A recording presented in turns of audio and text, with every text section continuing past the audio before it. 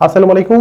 বাংলাদেশ জাতীয় football team আরো একজন দারুণ মিডফিল্ডার পেতে যাচ্ছেন এবং তিনি অবশ্যই আমাদের সবার প্রিয় সামিদ সোম এবং হামজা চৌধুরীর পরে টপ টায়ারে খেলা কোনো ফুটবলার বাংলাদেশের হয়ে খেলবে, এটা কিন্তু নিঃসন্দেহে অনেক ভালো একটা সংবাদ। এবং বাংলাদেশি ফুটবল সমর্থক সামিদ সোমকে কতভাবে চেয়েছে এবং তাকে খেলানোর জন্য যত ধরনের কাজ করা, সেটা কিন্তু বাংলাদেশি সমর্থক থেকে শুরু করে সবাই কিন্তু অনেক কাজ করেছে। এবং সামিদ সোম নিজেও জানে না যে বাংলাদেশে তাকে কতটুকু মানুষ ভালোবাসে এবং তার ভালোবাসার জন্য বা তার সমর্থক কত আছে, সেটা হয়তো তিনি কানাডায় বসে অতটা আজ করতে পারছেন না। কিন্তু তিনি যখন বাংলাদেশে আসবেন ঠিক তখন কিন্তু তাকে নিয়ে যে একটা ক্রেজ তৈরি হবে, সেটা কিন্তু আমরা দেখতে পেরেছিলাম যখন হামজা চৌধুরী বাংলাদেশের হয়ে খেলার জন্য তিনি প্রথম সিলেটে আসলেন, তখন তাকে যে পরিমাণ সংবর্ধনা দেওয়া হয়েছে এবং সমর্থকদের যে পরিমাণ ঢল নেমেছিল, সামিদ সোম যখন আসবে তখন হয়তো এরকম কিছু হতে যাচ্ছে বা হবে, এটি কিন্তু আমরা সবাই জানি। এবং সামিদ সোমকে বাংলাদেশ জাতীয় দলে খেলানোর জন্য গত কয়েকটা বছর ধরে তার সাথে কিন্তু কথা বলে আসছিল এবং কাজ করা হচ্ছিল, কিন্তু শেষ পর্যন্ত তিনি এক প্রকার একটা সময় না করে দিয়েছিলেন যে তিনি বাংলাদেশের হয়ে খেলবেন না, কারণ তিনি কানাডা জাতীয় দলের হয়ে 2টা ম্যাচ অলরেডি খেলে ফেলেছেন। এবং সেখানে যদি তিনি আরো কন্টিনিউ করতে পারতেন বা তিনি যদি কানাডার জাতীয় দলের রাডারের মধ্যে থাকতেন, তাহলে তিনি হয়তো কানাডার হয়ে খেলতেন, বাংলাদেশকে হয়তো তিনি রিনাই করে দিতেন। কিন্তু শেষ পর্যন্ত কানাডার হয়ে তিনি 2টা ম্যাচ খেলেছেন এবং এরপরে মূলত কানাডার জাতীয় দলের যে একটা রাডার, সেই রাডারের মধ্যে তিনি এখন নেই।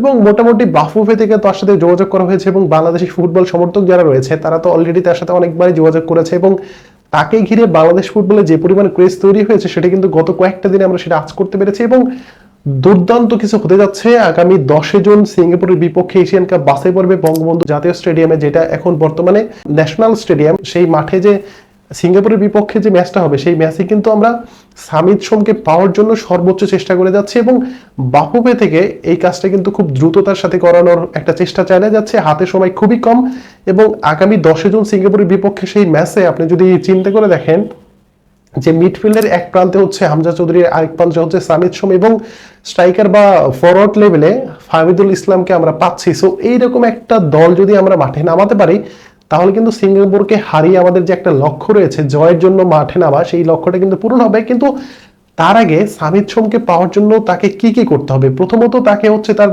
জাতীয়তা সেটা পরিবর্তন করতে হবে এবং কিছু ফিফার নিয়ম রয়েছে, সেই নিয়মগুলো ফুলফিল করলে হয়তো তিনি বাংলাদেশের হয়ে খেলার একটা সুযোগ, সেটা আগামী 10 জুন তার আগে তিনি পেতে পারেন। বাট যদি না হয়, কোনোভাবে মিস্টেক হয়, তাহলে কিন্তু তার আবার আরেকটু ওয়েট করতে হবে। প্রথমত ফিফার আইনে কি বলা আছে? ফিফার আইনে বলা আছে যে কোনো জাতীয় দলের প্লেয়ার যদি 3-এর অধিক ম্যাচ খেলে ফেলে, তাহলে কিন্তু অন্য যে কোনো দেশের হয়ে খেলার জন্য তার যে একটা ওয়ে, সেটা কিন্তু অনেক বেশি কঠিন হয়ে যাবে।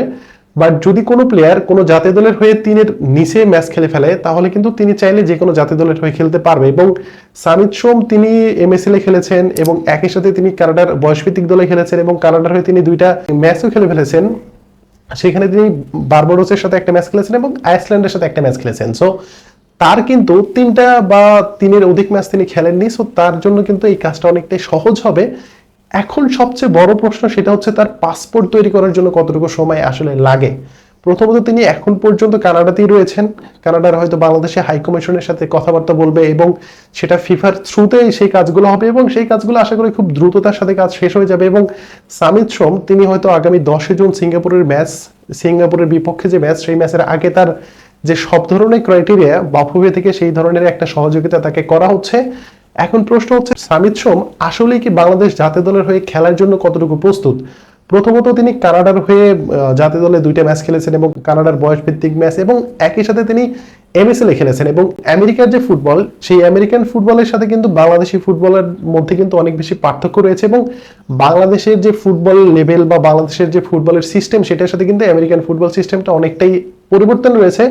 বাট যদিও এর মধ্যে অলরেডি হামজা চৌধুরী তিনি বাংলাদেশের হয়ে খেলার জন্য সব কাজ করেছেন এবং বাংলাদেশের হয়ে তিনি একটা ম্যাচ খেলেও ফেলেছেন, এবং এরই পরে মোটামুটি বলতে পারেন যে বিশ্বের বিভিন্ন জায়গা থেকে যারা বাংলাদেশি প্রবাসী রয়েছে, তারা কিন্তু বাংলাদেশ জাতীয় দলে খেলার একটা আগ্রহ প্রকাশ করেছে। এবং যেহেতু হামজা চৌধুরী অলরেডি তিনি জাতীয় দলের হয়ে একটা ম্যাচ খেলে ফেলেছেন, সো সামিদ সোম হয়তো যে একটা শঙ্কার জায়গা ছিল যে তিনি আদৌ বাংলাদেশ দলের হয়ে খেলবে কিনা, যে একটা সিদ্ধান্তহীনতায় ভুগতেছিল, সেই কাজটা কিন্তু সহজ করে দিয়েছে আমাদের হামজা চৌধুরী। এবং সামিদ সোমকে ঘিরে বাংলাদেশি ফুটবল সমর্থকদের মধ্যে যে পরিমাণ ক্রেজ এবং যে পরিমাণ আগ্রহ, সেটা কিন্তু গত কয়েকটা দিন যদি আপনি লক্ষ্য করে দেখেন, তাহলে কিন্তু সামিদ সোমকে নিয়ে অনেক বেশি আগ্রহ কিন্তু মানুষের মধ্যে তৈরি হয়েছে। এবং আপনি জাস্ট চিন্তা করে দেখেন যে মাঠে যখন আপনি সামিদ সোম, হামজা চৌধুরী, ফাহমিদুল ইসলাম বা আরো যারা রয়েছে প্রবাসী ফুটবলার, সবাইকে নিয়ে যখন বাংলাদেশের কোচ তিনি প্লেইং একাদশ সাজাবে এবং মাঠে নামিয়ে দিবেন, তখন প্রতিপক্ষ আসলে কতটুকু ভড়কে যাবে সেটা কিন্তু এখন দেখার বিষয়। এবং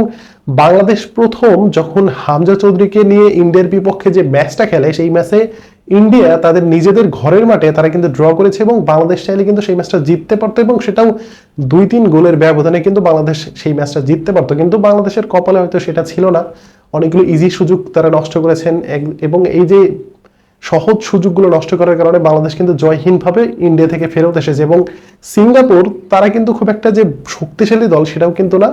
সো আগামী 10 জুন বাংলাদেশ যখন সিঙ্গাপুরের বিপক্ষে সেই ম্যাচে নামবে, সেই ম্যাচের আগে সামিত সোমকে বাংলাদেশ ফুটবল ফেডারেশন যে কোনো মূল্যে চায়, এবং সামিত সোম তিনিও গ্রিন সিগন্যাল দিয়েছে তিনি বাংলাদেশের হয়ে ফুটবল খেলবে, এবং তার যে পাসপোর্টের কাজ সেগুলো কাজ অলরেডি শুরু করে দিয়েছে। এখন প্রশ্ন হচ্ছে কত তাড়াতাড়ি আসলে তাকে পাওয়া যেতে পারে, এবং ফিফার যে নিয়মগুলো রয়েছে সেই নিয়মগুলো মেনে এবং সব কাজগুলো ফুলফিল করে হয়তো ফিফা তাকে একটা এলিজেবল নোটিশ দিবে, ঠিক তখনই কিন্তু তিনি বাংলাদেশে আসবে এবং বাংলাদেশের দলের সাথে যোগ দিবে। এবং সেখানে হামজা চৌধুরী রয়েছে, সেখানে আরো বাংলাদেশি যে প্লেয়ারগুলো রয়েছে সবাই মিলে যখন একটা টিম মিটিং হবে বা একটা প্র্যাকটিস সেশন হবে, ঠিক তখনই দেখা যাবে যে সামিত সোম কতটুকু মানিয়ে নিতে পারে। যদিও তারা হচ্ছে প্রফেশনাল ফুটবলার, সো তাদের মানিয়ে নেওয়া খুব একটা কঠিন কাজ হবে না। যেমনটা হামজা চৌধুরী তিনি ইংল্যান্ড থেকে এসেছে এবং টপ টায়ার এবং ওয়ার্ল্ডের মধ্যে টপ একটা প্রিমিয়ার লিগ খেলা ফুটবলার, তিনি বাংলাদেশি যে প্লেয়ারদের সাথে তিনি কয়েকটা সেশনের মাধ্যমে সেটা মানিয়ে নিতে পেরেছেন। সো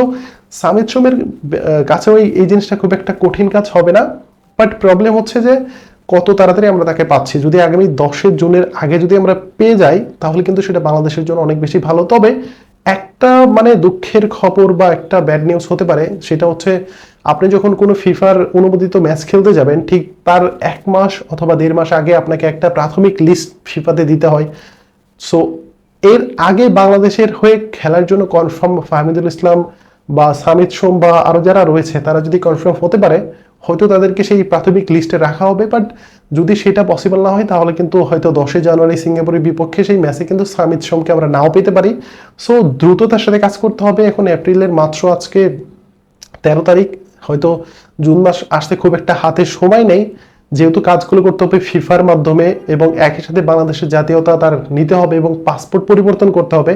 তো সবকিছু মিলাই কিন্তু সামিত সোমের উপর দিয়ে অনেক বড় ধরনের চাপ এই মুহূর্তে যাচ্ছে। যদিও চাপটা কমানোর জন্য বাংলাদেশি ফুটবল ফেডারেশন থেকে তাকে পূর্ণাঙ্গ সাহায্য সহযোগিতা করা হচ্ছে, এবং একই সাথে বাংলাদেশি ফুটবল সমর্থক যারা রয়েছে তারা তো বাহুয়ের উপর একটা অদৃশ্য চাপ দিয়ে রেখেছে যে তাড়াতাড়ি কাজ করতে হবে। এবং আগামী 10 জুন সিঙ্গাপুরের বিপক্ষে যে ম্যাচ, সেই ম্যাচের আগে আমরা যে কোনো মূল্যে সামিত সোমকে আমরা চাই, এবং সেই ম্যাচে বাংলাদেশের দলের হয়ে হয়তো বঙ্গবন্ধু স্টেডিয়াম, যেটা বর্তমানে ন্যাশনাল স্টেডিয়াম, সেই স্টেডিয়ামে আমরা সামিত সোম, হামজা চৌধুরী বা ফাহমিদুল ইসলাম বা জামাল ভুঁইয়া, তারিক কাজী এদের সাথে সামিত সোমকে হয়তো আমরা দেখতে পাবো। এরকম একটা আশা নিয়ে কিন্তু বাংলাদেশি ফুটবল সমর্থকরা এই মুহূর্তে রয়েছে। সো আপনাদের কোনো মতামত থাকলে অবশ্যই জানাবেন। ধন্যবাদ সবাইকে।